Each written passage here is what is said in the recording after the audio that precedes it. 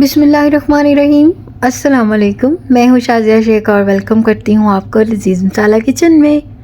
कैसे हैं आप सब? उम्मीद करती हूँ कि आप सब खैरियत से होंगे और मेरी दुआ है कि अल्लाह ताला आप सबका शाद आबाद रखे और अपनी ज़बान में रखे। तो आज हम बना रहे हैं जी पेशावरी नमकीन गोश्त। बहुत ही मज़ेदार रेसिपी होने जा रही है। आपने वीडियो को फुल वॉच करना है, बिना स्किप के सारे पॉइंट्स नोट करने हैं, तो वीडियो के लास्ट तक मेरा साथ दीजिएगा। तो यहाँ पर जी हमने लिया एक प्रेशर कुकर और इसमें हम 1 कप जो है कुकिंग ऑयल डालेंगे और ऑयल को गर्म कर लेंगे। और जैसे ही कुकिंग ऑयल थोड़ा सा गर्म हो जाए तो इसमें 1 खाने का चम्मच लहसुन का पेस्ट शामिल कर देंगे। कुटा हुआ फ्रेश लहसुन है और इसके साथ ही कुटा हुआ फ्रेश अदरक, ये भी 1 खाने का चम्मच। और इन दोनों चीज़ों को हम इसमें अच्छे से फ्राई करेंगे।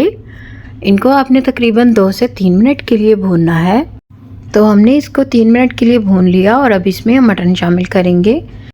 ये तकरीबन ½ kg मटन है और इसको हम अदरक लहसुन के साथ अच्छे से फ्राई करेंगे ताकि इसमें अदरक लहसुन का जो टेस्ट है वो बहुत ही अच्छे से एडजस्ट हो जाए।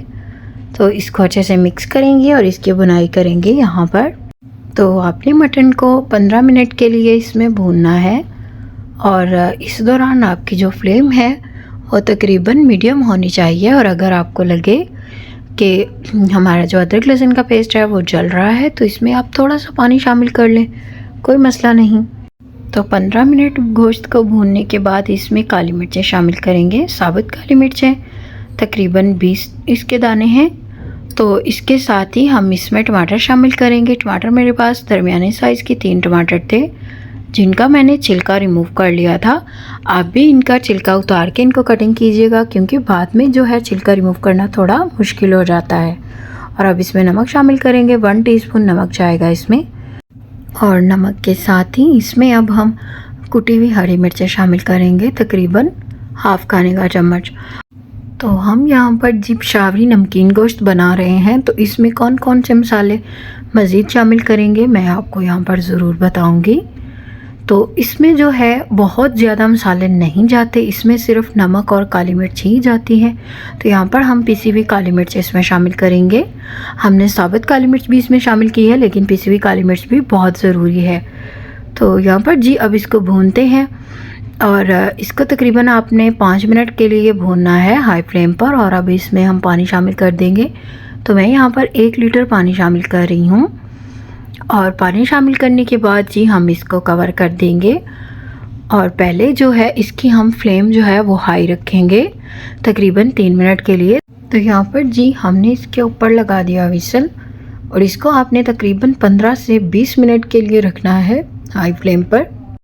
तो जैसे ही 20 मिनट हो जाए तो फिर जी हम इसकी जो स्टीम है इसको निकाल देंगे। और अब जी इसका ढकना रिमूव किया है और आप देख सकते हैं कि माशाल्लाह से बहुत ही ज़बरदस्त हमारा जो गोश्त है वो कुक हो गया है। और अब इसको चेक करते हैं। तो इस पॉइंट पर आपने इसमें नमक जो है वो चेक कर लेना है। अगर आपको थोड़ा कम लगे तो आप मज़ीद ऐड कर सकते हैं। तो इसके साथ ही आप बोटियों को भी चेक कर लें। तो यहाँ पर हमारा जो गोश्त है वो माशाल्लाह से बिल्कुल डन हो गया है। और अब जी मैं इसको एक कढ़ाई में शिफ्ट कर दिया है और अब इसकी भुनाई करेंगे। ये वाला जो पानी है इसको हम ड्राई कर देंगे। और अगर आप शोरबा लाइक करते हैं, आपके घर पर लाइक किया जाता है, तो आप इसको इस तरह से भी खा सकते हैं। तो मैं यहाँ पर इसको ड्राई कर दूँगी। तो इसके साथ ही यहाँ पर हरी मिर्चें शामिल करेंगे। इसमें 3 से 4 हरी मिर्चें जाएंगी और इसको हम हाई फ्लेम पर भून लेंगे। अगर आप वीडियो देखते हुए यहाँ तक आ गए हैं तो वीडियो को लाइक कर दें और चैनल को सब्सक्राइब कर दें। और अगर आपने पहले से सब्सक्राइब कर दिया है तो आपका बेहद शुक्रिया।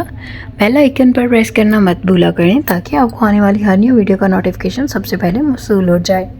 तो यहाँ पर जी हम इसमें बटर शामिल कर रहे हैं। ऑप्शनल है, अगर आपके पास नहीं है अवेलेबल तो आप इसको स्किप कर दें। तो मेरे पास अवेलेबल था तो मैंने इसमें ऐड कर दिया। और अब इसको हम थोड़ा सा भूनेंगे ताकि जो बटर है वो इसमें अच्छे से एडजस्ट हो जाए। बटर का जो टेस्ट है वो इसमें बहुत ही मज़े का लगेगा। तो यहाँ पर हम 10 मिनट के लिए इसकी भुनाई करेंगे ताकि इसमें जो पानी है वो सारा ड्राई हो जाए। तो मैंने यहाँ पर इसकी भुनाई कर ली है और माशाल्लाह से बहुत ही ज़बरदस्त हमारा जो नमकीन पेशावरी गोश्त है वो बनकर तैयार है और इसको आप डिश आउट करते हैं और आपको दिखाते हैं इसकी फ़ाइनल लुक को मिस मत कीजिएगा। और अगर आपको वीडियो ज़रा सी भी अच्छी लगे तो वीडियो को लाइक कर दिया करें। तो अब जी हमने कर दिया इसको डिश आउट। तो माशाल्लाह से ये है इसकी फ़ाइनल लुक। यहाँ पर मैं इसमें थोड़ा सा पुदीना शामिल कर रही हूँ। यहाँ पर हरा धनिया ही शामिल किया जाता है।